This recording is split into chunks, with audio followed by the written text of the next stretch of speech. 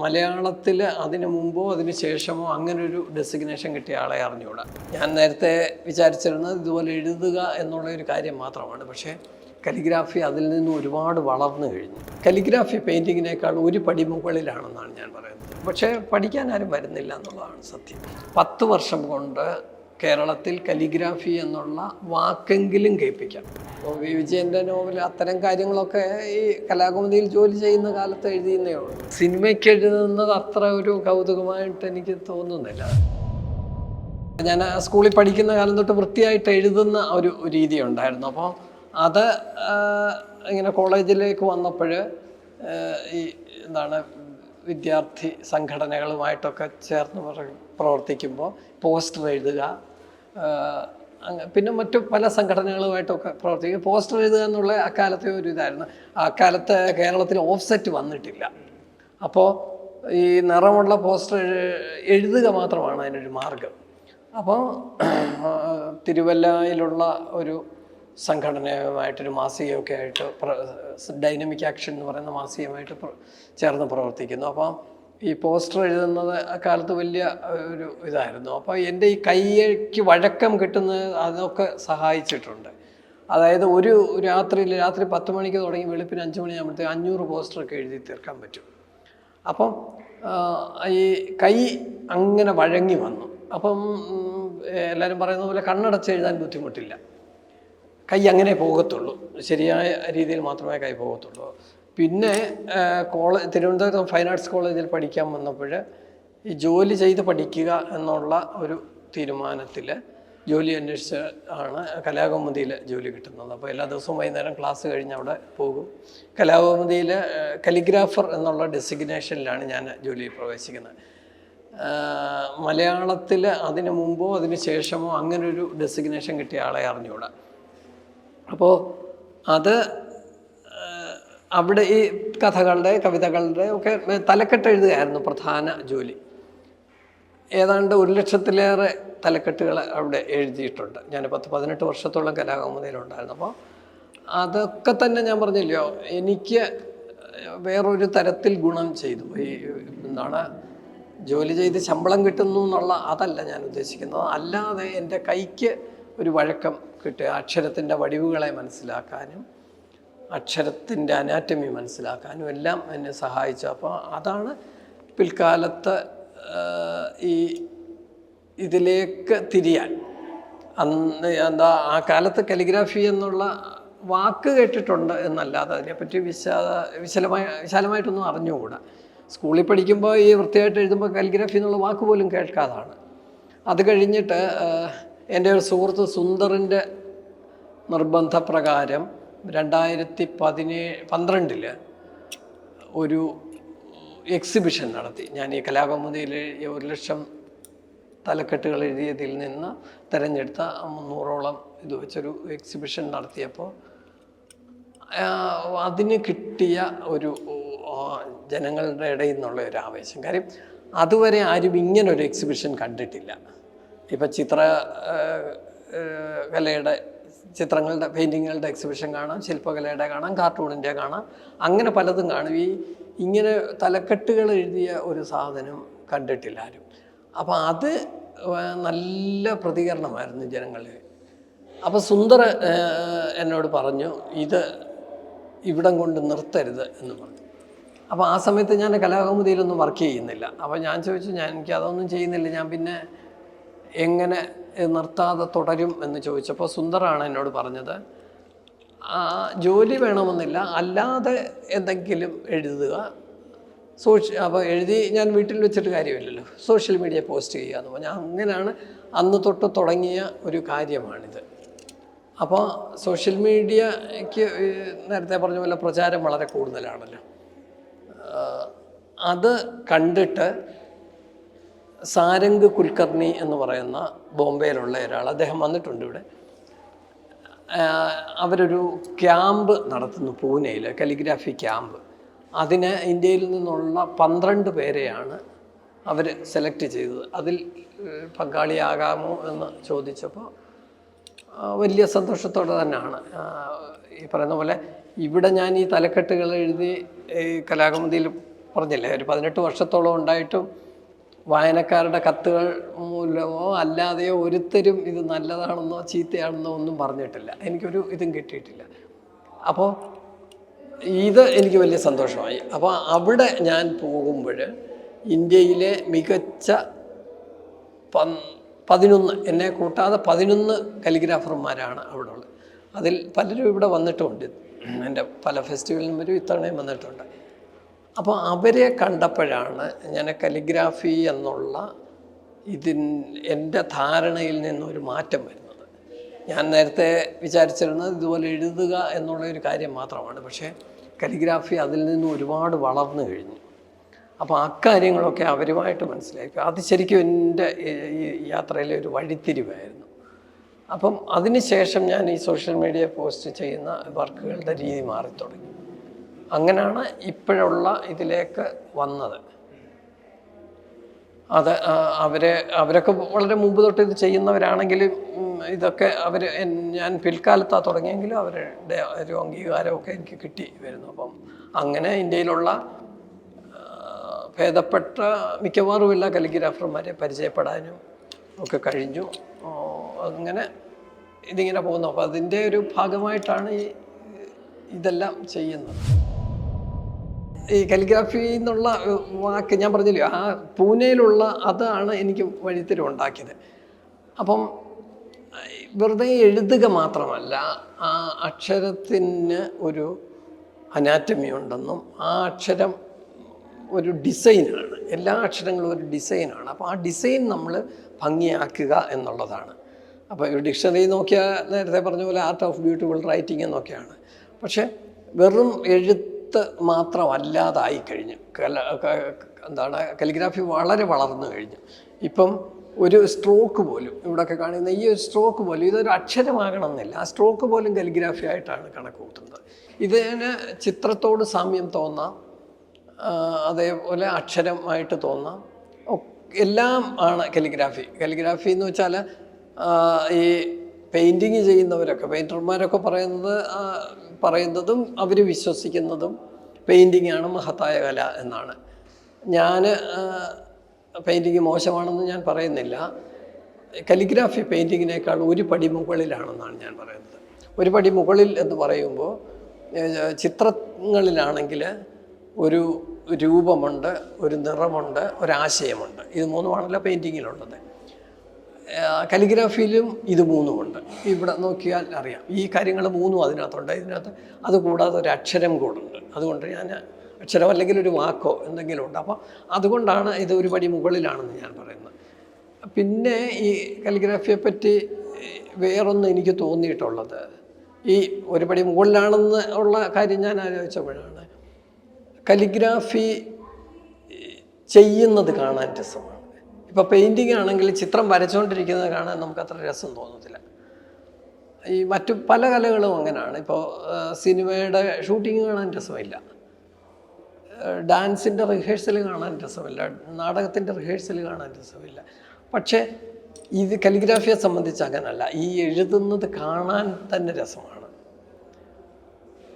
പിന്നെ ആർക്കും ചെയ്യാൻ പറ്റുന്ന ഒരു കാര്യമായിട്ടാണ് ഞാൻ കലിഗ്രാഫിയെ കാണുന്നത്. പരിശ്രമം നല്ല പോലെ വേണം. അപ്പോൾ ഇത്തരം കാര്യങ്ങൾ കൊണ്ടാണ് കലിഗ്രാഫി അല്പം മുകളിലാണെന്ന് ഞാൻ പറഞ്ഞത്. അതിന് ഈ പെയിൻറ്റർമാരൊക്കെ എന്നെ വിളിക്കുകയും ചൂടാവുകയൊക്കെ ചെയ്തിട്ടുണ്ട്. അതുകൊണ്ട് അവരുടെ ഇതിനെപ്പറ്റി മനസ്സിലാക്കിയതിൻ്റെ വ്യത്യാസമാണെന്ന് ഞാൻ കരുതുന്നുള്ളൂ. പലരും ആഗ്രഹിക്കുന്നുണ്ട്, അത് കാര്യം ശരിയാണ്.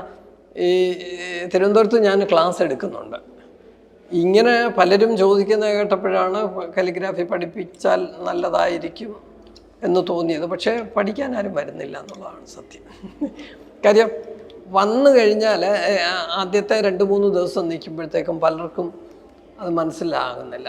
കുട്ടികളാണ് പലരും വരുന്നത്, പ്രായമാരും വരുന്നുണ്ട്. കുട്ടികളൊക്കെ പറയുന്നത് 2 ദിവസം കഴിഞ്ഞാൽ വരത്തില്ല എന്ന് പറയും, സാറ് എഴുതുന്ന പോലെ ആകുന്നില്ല എന്ന്. ഞാൻ പറയും, ഞാൻ 45 വർഷം കൊണ്ട് ഉണ്ടാക്കിയെടുത്ത ഒരു കാര്യമാണ്, അത് നിങ്ങൾ 2 ദിവസം കൊണ്ട് വിചാരിച്ചാൽ പറ്റില്ലല്ലോ. അപ്പോൾ അത് പരിശ്രമിക്കാൻ തയ്യാറാകുക, പ്രാക്ടീസ് ചെയ്യാൻ തയ്യാറാകുക, നല്ല ക്ഷമയുണ്ടാകുക. ഇതൊക്കെ ഉണ്ടെങ്കിൽ ആരെ കൊണ്ടും പറ്റുന്ന ഒരു ഇതായിട്ടാണ് ഞാൻ കാണുന്നത്. അല്ലാതെ ചിത്രം വരയ്ക്കാൻ അറിയണമെന്നോ നല്ല കൈപ്പട വേണമെന്നോ ഒന്നും ഇല്ല. പ്രാക്ടീസ് ചെയ്യുക എന്നുള്ളത് വളരെ പ്രധാനമാണ്. ഇവിടെ കഴിഞ്ഞ വർക്ക്ഷോപ്പിലും ഒക്കെ പലരും പറഞ്ഞു പ്രാക്ടീസ് ഏറ്റവും പ്രധാനം. അങ്ങനെ ആകുമ്പോഴേ നമുക്ക് ഈ നമ്മുടെ കൈവഴക്കം ശരിയാകത്തുള്ളൂ. ഈ എന്താണ്, ഞാൻ എല്ലാ ദിവസവും വെളുപ്പിന് 3 മണിക്ക് എണീറ്റ് 2 മണിക്കൂർ പ്രാക്ടീസ് ചെയ്യുക. കുട്ടികളുടെ ഒരു പ്രശ്നം എന്ന് വെച്ചാൽ ഒരാൾ നിർബന്ധിച്ചാൽ അത് ചെയ്യാതിരിക്കാനാണ് അവർ നോക്കുന്നത്. എന്നെ നിർബന്ധിക്കാൻ ആരും ഇല്ലാത്തത് കൊണ്ടായിരിക്കാം ഞാൻ എല്ലാ ദിവസവും ഇത് ചെയ്യുന്നതെന്ന് വിചാരിക്കും. ഈ വെളുപ്പിന് ചെയ്യുന്നതിൻ്റെ ഒരു കാര്യം എന്ന് വെച്ചാൽ ഫോൺ വരില്ല എന്നുള്ളതാണ്. മറ്റേതെന്ന് വെച്ചാൽ പകലൊക്കെ ചെയ്യുമ്പോൾ കളറെടുത്ത് ഇങ്ങനെ അങ്ങോട്ട് വരയ്ക്കാൻ തുടങ്ങുമ്പോഴായിരിക്കും ഒരു കോള് വരുന്നത്. ഫോൺ വന്നാൽ ഞാൻ ഫോൺ എടുക്കുക എന്നുള്ള എൻ്റെ ഒരു സ്വഭാവമാണ്. അപ്പോൾ നമ്മൾ എഴുതാൻ തുടങ്ങുമ്പോൾ ഫോൺ വന്നു കഴിഞ്ഞാൽ ഫോൺ എടുക്കും. ഫോൺ എടുത്ത് കഴിയുമ്പോൾ നമ്മൾ എന്താണ് നേരത്തെ ഉദ്ദേശിച്ചതെന്നുള്ളത് മറന്നു. അപ്പോൾ ആ ഒരു ഇത് ഒഴിവാക്കാൻ വേണ്ടിയിട്ടാണ് വെളുപ്പിന് 3 മണിക്കാകുമ്പോൾ ആരും വിളിക്കില്ലല്ലോ എന്നുള്ളൊരു ഇത്. പിന്നെ ഈ കവിത, ഞാൻ BA മലയാളം ഒക്കെ പഠിച്ചതാണ്. അപ്പോൾ വന്നോട്ട് ഈ കവിതയോടുള്ള താല്പര്യം ഉണ്ട്. പിന്നെ ഈ രാവിലെ എണീറ്റ് ഇത് ചൊല്ലിക്കൊണ്ട് എഴുതുന്നത് എൻ്റെ ഒരു രസം. എനിക്ക് ഇപ്പോഴത്തെ പുതിയ കവിതകൾ ഇഷ്ടമല്ലായികയല്ല, ഇതിന് ഞാൻ അത് വിഷയമാക്കാറില്ല. കാര്യം മറ്റേ വൃത്തത്തിലുള്ള കവിതയാണ് ചൊല്ലിക്കൊണ്ട് എഴുതാൻ പറയുന്നത്. അല്ലാതെ ഈ ഗദ്യ കവിതകളാകുമ്പോൾ ഓരോ വരിയും വീണ്ടും വീണ്ടും നോക്കുക എന്നൊക്കെ പറയുന്നത് എൻ്റെ എഴുത്തിൻ്റെ ഒരു തടസ്സമാണ്. അത്രയേ ഉള്ളൂ. കവിത മോശമാണെന്ന് ഞാൻ പറയുന്നില്ല. അപ്പോൾ അത്തരം കാര്യങ്ങൾ കൊണ്ട് വെളുപ്പിനെ എണീക്കുക, കവിത ഒച്ചത്തിൽ ചൊല്ലാൻ പറ്റില്ല, അയലത്തുകാരൊക്കെ ഭ്രാന്താണെന്ന് വിചാരിക്കത്തില്ല. അപ്പോൾ അതുകൊണ്ട് എനിക്ക് കേൾക്കാവുന്ന ശബ്ദത്തിൽ ചൊല്ലിക്കൊണ്ട് എഴുതുക എന്ന് വെച്ച് അത് ഞാൻ മനഃപ്പാഠമാക്കുന്നൊന്നുമില്ല. എന്താ കഴിഞ്ഞ ദിവസം എഴുതിയ കവിത എന്താണെന്നോ എവിടുന്നാണെന്നോ ചോദിച്ചാൽ എനിക്ക് ഓർമ്മ കാണുന്നില്ല. അതിങ്ങനെ ആ രീതിയിലങ്ങ് ചെയ്തു പോകുന്നു എന്നേ ഉള്ളൂ. പ്രാക്ടീസിന് തന്നെയാണ് ഇമ്പോർട്ടൻസ്. അതായത് നമ്മൾ നിരന്തരം എഴുതുകയാണെങ്കിൽ നമ്മുടെ കൈ അതുപോലെ വഴങ്ങി വരും എന്നുള്ളതാണ്. അത് ഇതിന് മാത്രമല്ല, എഴുത്തിന് മാത്രമല്ല, എല്ലാ കാര്യത്തിനും അങ്ങനെയാണ്. ഞാൻ കുട്ടികളോടൊക്കെ പറയാറുണ്ട്, ഭക്ഷണം കഴിക്കുമ്പോൾ നമ്മൾ രാത്രിയിൽ അത്താഴം കഴിച്ചുകൊണ്ടിരിക്കുമ്പോൾ കറണ്ട് പോവുകയോ മറ്റോ ചെയ്താലും നമ്മൾ കൈയെടുത്തിട്ട് ഭക്ഷണം ചെവിയിലോട്ടോ കണ്ണിലോട്ടോ മൂക്കിലോട്ടോ ഒന്നും വെക്കത്തില്ല, കൃത്യമായിലോട്ട് പോകുന്ന കാര്യം നമ്മൾ വർഷങ്ങളായി ചെയ്യുന്ന ഒരു രീതിയുടെ കൈവഴക്കമാണ്. അത് ശരിക്കും കൈവഴക്കം തന്നെയാണ്. അപ്പം ആ ഒരു കൈവഴക്കം ദിവസവും പ്രാക്ടീസ് ചെയ്താൽ കിട്ടും. ഞാൻ ഈ ദിവസവും സോഷ്യൽ മീഡിയയിൽ പോസ്റ്റ് ചെയ്യുന്ന കാര്യങ്ങൾ കണ്ടാൽ മനസ്സിലാക്കാതെ അതിൻ്റെ ആ കോമ്പസിഷനോ കളറുകളോ ഒന്നും ഞാൻ മുൻകൂട്ടി ആലോചിക്കുന്നതല്ല. എനിക്കെപ്പോഴും ആലോചിച്ച് കഴിഞ്ഞാൽ കൺഫ്യൂഷനാണ് വരുന്നത്. നമ്മളിപ്പോൾ ഒരു പച്ച നിറം എടുത്ത് വരയ്ക്കാമെന്ന് വിചാരിക്കും. ഇപ്പോൾ പച്ച എടുത്ത് വരച്ച് അല്ല അതിൽ നല്ല നീലയായിരിക്കും എന്ന് തോന്നും. ഉടനെ നീല എടുക്കുമ്പോൾ തോന്നും അല്ലല്ല മജൻ്റെയാണ് നല്ല, അങ്ങനെ സംശയം വരും. അപ്പോൾ ഈ ചെയ്യുന്നതിനൊന്നും എനിക്ക് സംശയമില്ല. കാര്യം ഞാൻ ആലോചിക്കുന്നില്ല എന്നുള്ളത് തന്നെ തോന്നി വരികയാണ് ഓരോ കാര്യങ്ങളും. ഇപ്പോൾ കവിത ഇങ്ങനെ പുസ്തകങ്ങൾ, കവിതയുടെ പുസ്തകങ്ങളുണ്ട്. അപ്പം മറിച്ച് നോക്കുമ്പോൾ പെട്ടെന്ന് കിട്ടുന്ന ഒരു ഇത് അന്നേരം തോന്നുന്ന കോമ്പസിഷനിൽ അന്നേരം തോന്നുന്ന നിറത്തിൽ അങ്ങ് ചെയ്യുന്നു എന്നേ ഉള്ളൂ. അല്ലാതെ അതിനുവേണ്ടി ഒരുപാട് ആലോചനയൊന്നുമില്ല. ചിലപ്പോൾ ചില സമയത്ത് അല്ലാതിരിക്കുമ്പോൾ ചില ഐഡിയ കിട്ടുവാണെങ്കിൽ വെറുതെ ഒന്ന് സ്ക്രിബിൾ ചെയ്ത് ഇടുന്നേ ഉള്ളൂ. അത് ചിലപ്പോഴും വരയ്ക്കുമ്പോൾ അതുപോലെ വരണമെന്നില്ല. അതാണ് ഈ സാധാരണ ചെയ്യുന്ന ഒരു രീതി. മലയാളത്തിൽ അങ്ങനെ ചരിത്രം നോക്കിയാൽ അങ്ങനെ വലുതായിട്ടൊന്നും ഉള്ളതായിട്ട് അറിഞ്ഞുകൂടാ. ഞാൻ പറഞ്ഞു, എനിക്ക് ഈ റിസർച്ച് ചെയ്യുക പോലുള്ള കാര്യങ്ങളൊന്നും എനിക്ക് അറിഞ്ഞുകൂടാ. ഈ കാലിഗ്രാഫി ഞാൻ ചെയ്യുന്നു എന്നല്ലാതെ അതിനെപ്പറ്റി ഞാൻ റിസർച്ച് നടത്തിയിട്ടുമില്ല. പലതും പിന്നെ ആലോചിച്ച് ചില കാര്യങ്ങൾ പിന്നെ പലയിടത്തും വായിക്കുമ്പോഴും ഒക്കെ അതിൽ നിന്ന് കിട്ടിയ ചില കാര്യങ്ങളെന്ന് വെച്ചാൽ, നമ്മുടെ ഇവിടെ ഈ കടലാസ് വരുന്നത്, ദക്ഷിണേന്ത്യയിൽ കടലാസ് വരുന്നത് വളരെ വൈകിയാണ്. അപ്പോൾ അതിനു മുമ്പ് നമ്മൾ താളിയോലയിലാണ് എഴുതിക്കൊണ്ടിരുന്നത്. താളിയോലയിൽ എഴുതുമ്പോൾ ഉള്ള ബുദ്ധിമുട്ട്, ഈ നെടുകെ ഒരു വര വരച്ചാൽ ഓല കീറിപ്പോകും. അപ്പോൾ കുറുകയാണ്. അതുകൊണ്ടാണെന്ന് തോന്നുന്നു ഈ അക്ഷരങ്ങൾ കൂടുതൽ ഉരുണ്ട് ഇരിക്കുന്നത്. അപ്പോൾ അങ്ങനെ നമ്മൾ താളിയോലയിൽ എഴുതി ശീലിച്ചു വന്നിട്ട് ഈ കടലാസ് വളരെ വൈകി വന്നപ്പോഴത്തേക്കും നമ്മൾ കടലാസിലേക്ക് മാറിയപ്പം ഈ എഴുതുന്ന അക്ഷരം ഭംഗിയാക്കാനല്ല നോക്കിയത്, നമ്മളതിൻ്റെ കണ്ടൻറ്റിലാണ് ശ്രദ്ധിച്ചത്. അതുകൊണ്ടാണ് അക്കാലത്ത് നല്ല കൃതികൾ ഉണ്ടായിരിക്കുന്നതെന്ന് ഞാൻ വിചാരിക്കുന്നു. അപ്പം മറ്റുള്ളവർ രണ്ടിലും ശ്രദ്ധിച്ചു. മറ്റു രാജ്യക്കാർ ഈ അച്ചടി വരുന്നതിന് മുമ്പ് ഈ ഒരു പുസ്തകത്തിൻ്റെ കോപ്പി എടുക്കുകയോ പകർത്തി എഴുതുക എന്നേ ഓർത്തേയുള്ളൂ. അപ്പോൾ അത് മനോഹരമാക്കാൻ അവർ ശ്രദ്ധിച്ചു. നമ്മൾ ഈ താളിയോലയിലാകുമ്പോൾ അത് മനോഹരമാക്കാനല്ല, കണ്ടൻറ്റിലേ നമ്മൾ ശ്രദ്ധിക്കാറുള്ളൂ. അപ്പോൾ അതുകൊണ്ടൊക്കെയാണ് ഇങ്ങനെ വന്നതെന്നാണ് വിചാരിക്കുന്നത്. ഞാൻ നേരത്തെ പറഞ്ഞില്ലേ, ആ പൂനെയിലുള്ള ഈ ക്യാമ്പ് നടന്നപ്പോൾ സന്തോഷ് ക്ഷീർസാഗർ എന്ന് പറഞ്ഞ JJ ഇൻസ്റ്റിറ്റ്യൂട്ടിൻ്റെ ഡീനായിട്ടുള്ള അദ്ദേഹം എന്നോട് ചോദിച്ചു. അദ്ദേഹത്തെ ആദ്യമായിട്ട് പരിചയപ്പെട്ടപ്പോൾ അദ്ദേഹം ചോദിച്ചാൽ കേരളത്തിൽ കാലിഗ്രാഫി എങ്ങനെയുണ്ടെന്ന് ചോദിച്ചപ്പോൾ ഞാൻ പറഞ്ഞു കേരളത്തിൽ കാലിഗ്രാഫി ഇല്ല എന്ന് പറഞ്ഞു. അത് അദ്ദേഹത്തിന് അത്ര ഇഷ്ടപ്പെട്ടില്ല. കാര്യം അങ്ങനെയാണല്ലോ, നമ്മൾ നിൽക്കുന്ന ഒരു മേഖലയിൽ മറ്റൊരാൾ വിമുഖത കാണിക്കുമ്പോൾ നമുക്ക് ഇഷ്ടപ്പെടത്തില്ലല്ലോ. അപ്പോൾ അദ്ദേഹം കാലിഗ്രാഫറായ സ്ഥിതിക്ക് ഇവിടെ കാലിഗ്രാഫി ഇല്ല എന്ന് പറഞ്ഞാൽ അദ്ദേഹത്തിന് ഇഷ്ടപ്പെട്ടില്ല. അദ്ദേഹം വളരെ ഒരു രോഷത്തോടെ തന്നെയാണ് എന്നോട് ചോദിച്ചത്, നിങ്ങൾ 100% സാക്ഷരതയുണ്ടെന്ന് അഭിമാനിക്കുമല്ലേ, എന്നിട്ട് എന്താ അക്ഷരം കൊണ്ടുള്ള ഈ കല ഇല്ലാത്തതെന്ന് ചോദിച്ചപ്പോൾ എനിക്ക് ഉത്തരവില്ലായിരുന്നു. അപ്പോൾ അന്ന് ഞാൻ ആരോടും പറഞ്ഞില്ല, ഞാൻ മനസ്സിലൊരു തീരുമാനമെടുത്തു. 10 വർഷം കൊണ്ട് കേരളത്തിൽ കാലിഗ്രാഫി എന്നുള്ള വാക്കെങ്കിലും കേൾപ്പിക്കാം, അല്ലാതെ എല്ലാവരെയും കാലിഗ്രാഫി പഠിപ്പിക്കാൻ എന്നെ കൊണ്ട് പറ്റില്ല. കാലിഗ്രാഫി എന്ന് പറഞ്ഞാൽ അതെന്താണെന്ന് ചോദിക്കാതിരിക്കുന്ന ഒരവസ്ഥ. അപ്പോൾ അതിന് വേണ്ടിയിട്ട് അന്ന് മുതൽ ഞാൻ എൻ്റെ ഓരോ പ്രവർത്തനങ്ങളും നടത്തി. അങ്ങനെയാണ് ഇതൊക്കെ അതിനു വേണ്ടി ചെയ്യുന്നതാണ് ഈ ഫെസ്റ്റിവലൊക്കെ തന്നെ. ഇതിലപ്പം ധാരാളം പേര് പുതിയ ആൾക്കാർ വരുന്നു, കാലിഗ്രാഫി എന്താണെന്ന് മനസ്സിലാക്കാൻ വേണ്ടി വരുന്നു. കാലിഗ്രാഫി ചെയ്യുന്നവർ അവരുടെ ആശയങ്ങളും അറിവും പുതുക്കാൻ വേണ്ടി വരുന്നു. അങ്ങനെ പലരും വരുന്നതായിട്ട് കാണാം. പിന്നെ തിരുവനന്തപുരത്ത് ഞാനൊരു ഗാലറി, കാലിഗ്രാഫിക്ക് വേണ്ടി ഒരു ഗാലറി തുറന്നിട്ടുണ്ട്. അത് ഇന്ത്യയിലെ ഏക ഗാലറിയാണ് കാലിഗ്രാഫിക്ക് വേണ്ടിയുള്ളത്. പക്ഷേ അവിടെ നിന്നും ആരും വരുന്നില്ല എന്നുള്ള വേറൊരു കാര്യം. അത് 1-2 എന്ന് വെച്ചാൽ ഇത് ഉണ്ടെന്ന് അറിയാത്തത് കൊണ്ട്, പിന്നെ കാലിഗ്രാഫിയിൽ താല്പര്യമില്ലായ്മയുണ്ട്. മനസ്സിലാക്കാൻ നമ്മളങ്ങനെ പലരും ശ്രമിക്കാറില്ലല്ലോ, അത്രയേ ഉള്ളൂ. അല്ല, ഈ വിജയൻ്റെ നോവൽ അത്തരം കാര്യങ്ങളൊക്കെ ഈ കലാകൗമുദിയിൽ ജോലി ചെയ്യുന്ന കാലത്ത് എഴുതിയെന്നേ ഉള്ളൂ. അത് ലെജൻസിൻ്റെ കൂടെ വർക്ക് ചെയ്യുക എന്നുള്ള രീതിയിലല്ല, അവിടെ ജോലിയുടെ ഭാഗമായിട്ട് ചെയ്യുന്നു. ഈ ചെയ്യുമ്പോൾ ഇത് ആരുടെ കഥയാണെന്നോ ആരുടെ കവിതയാണെന്നോ പോലും അറിയാതാണ് എഴുതുന്നത്. അപ്പം അതിൻ്റെ കണ്ടൻറ് എന്താണെന്ന് ഒന്നും അറിയുന്നില്ല. പ്രവാചകൻ്റെ വഴി എന്നുള്ള ഇത് ആ ടൈറ്റിൽ കേൾക്കുമ്പം എനിക്ക് തോന്നുന്ന ഒരു രീതിയിൽ ഞാൻ എഴുതുന്നേ ഉള്ളൂ. ഇപ്പം 2-ാം ഊഴമൊക്കെ ആകുമ്പോൾ അത് 2 ലക്കം മുമ്പോട്ട് പരസ്യം ചെയ്തിരുന്നുകൊണ്ട് MT വാസുദേവൻ നായരുടെയാണെന്നും ഒരു പുരാണ കഥയുടെ ഇതൊക്കെ ഉണ്ടെന്നൊക്കെ മനസ്സിലാക്കി എന്നുള്ളേ ഉള്ളൂ. അതുകൊണ്ട് അങ്ങനെ എഴുതിയെന്നേ ഉള്ളൂ. അല്ലാതെ ഞാൻ പറഞ്ഞില്ലേ, വീക്കിലികളിലും ഒക്കെ ജോലി ചെയ്യുമ്പോഴും സമയം വളരെ കുറവാണ്. 2 ദിവസം കൊണ്ടാണ് ഞാൻ ഏകദേശം 40-50 ടൈറ്റിലുകളൊക്കെ എഴുതേണ്ടി വരുന്നത്. അപ്പോൾ ഇത് ഇന്ന രീതി വേണമെന്നൊക്കെ ആലോചിച്ചിരിക്കാൻ സമയമില്ല. പെട്ടെന്ന് അന്നേരം തോന്നുന്ന രീതിയിൽ എഴുതുന്നു, അത്രയേ ഉള്ളൂ. സിനിമയ്ക്ക് എഴുതുന്നത് അത്ര ഒരു കൗതുകമായിട്ട് എനിക്ക് തോന്നുന്നില്ല. സ്വാതന്ത്ര്യം ഏറ്റവും കുറവുള്ള ഒരു ഇതായിട്ടാണ് ഞാൻ അതിനെ കാണുന്നത്.